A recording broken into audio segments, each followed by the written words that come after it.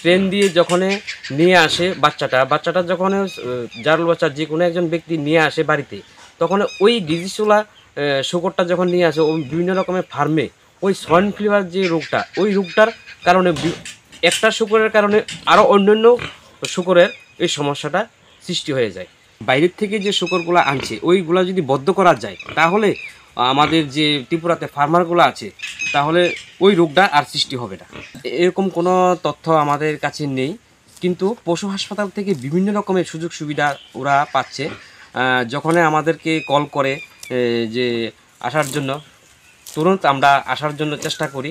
হয়তো 5 মিনিট দেরি হলো, 10 মিনিট দেরি হলো, এসে দেখলাম যে বিভিন্ন রকমের সমস্যা হয়ে গেল। ওইগুলার সর্দি কাশি জ্বর হয়ে প্রথমে এই সিস্টেমটা হয়, তারপরে আস্তে আস্তে বেগুনি কালার হয়ে যায়। বেগুনি কালার হয়ে গেলে হয়তো বড় 100 কেজির ওয়েটেরও সুগারটার এই রোগ হয়ে যায়।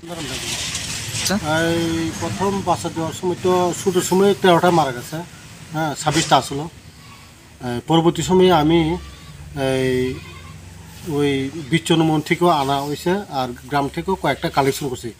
এরপর 7টা এই বড় বড় সাইজের যে 25-30 কেজি সাইজের মারা গেছে আর কি। অনুমানে ধরো 80-90 হাজার টাকার মানে ক্ষতি হয়েছে আর কি। হাজব্যান্ড থেকে আনন্দনগর থেকে এই ভ্যাকসিন দেওয়া হয়েছিল, কিন্তু ভ্যাকসিন দেওয়ার পরেও টিকছে না আর কি। এই রোগটা এমন একটা রোগ, শুধু ব্লিডিং, রক্ত বমি করে, এরপরে লগলে মারা যায়।